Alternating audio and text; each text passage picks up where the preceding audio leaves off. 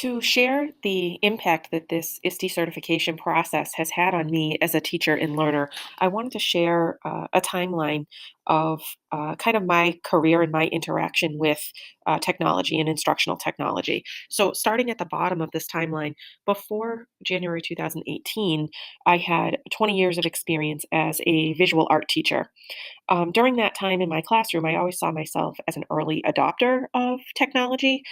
For example, I might have been the first teacher in my building or my department to use Netflix or YouTube in the classroom. But what I was really doing at that point was just using technology to deliver content to students. In January of 2018, I started a Google Certified Trainer program that was sponsored by my district. We are a district that is new to G Suite, and that led to me taking on a new professional role. So I left the classroom to become a district technology coach. So, a big part of this role is navigating that complex change and addressing people's fears and anxieties over technology. But in order to do that, a lot of the work that we do starts with the tool. What is the tool? What does it do? And really looking at things from a very technical aspect. As a department, we know that we want that work to grow, and we want to see teachers become innovators, collaborators, creators of content. So, when my department manager suggested that as a team, we go through the ISTE certification course, we were all really excited about this possibility because we want to empower teachers to do things that go beyond just the technology tool and what it can do.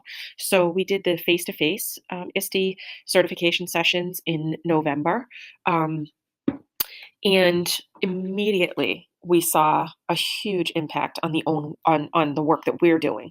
For example, just using the technology integration models in our professional development sessions almost right away, using SAMR and TPAC to ask teachers to really consider what technology they're using, why, um, and how to really redesign their lessons to support exactly what students need. One of my favorite parts about this ISTE certification process is the 5 weeks of online work really allowed me to develop lots of content collaboratively.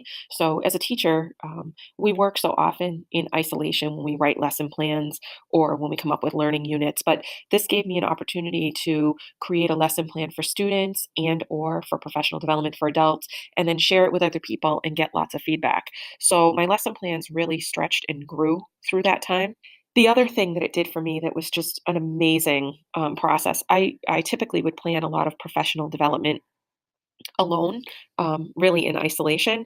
But the ISTE certification process encouraged me to work with a group of teachers, the teachers of the visually impaired and hearing impaired, to develop a resource that they could go to and that other teachers could go to figure out ways to support students with diverse needs. So I was able to collaborate on that project with those teachers, and that led to creating a district wide professional development that's available to all teachers, along with a digital resource that everybody has access to. So that's been such an amazing journey, really thinking about how that process turned me into a designer of PD rather than just somebody who delivers content to teachers. As far as the future goes, one of the things that I'm most interested in is really increasing my participation in my local professional learning networks as well as my global professional learning networks on social media.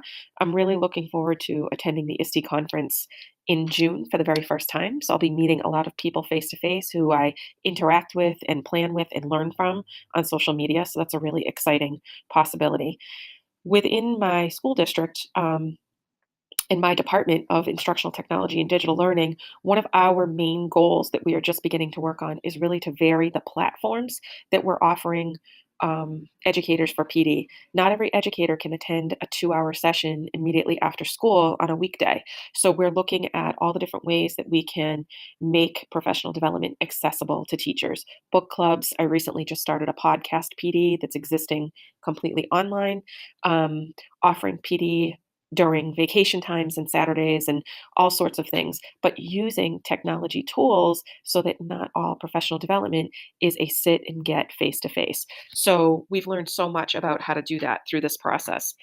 Our goal really for the future is to contextualize all of our PD for educators so that it's really meeting their needs and the needs of their students in terms of incorporating technology in a meaningful way and making sure that teachers have access to all the support that they need.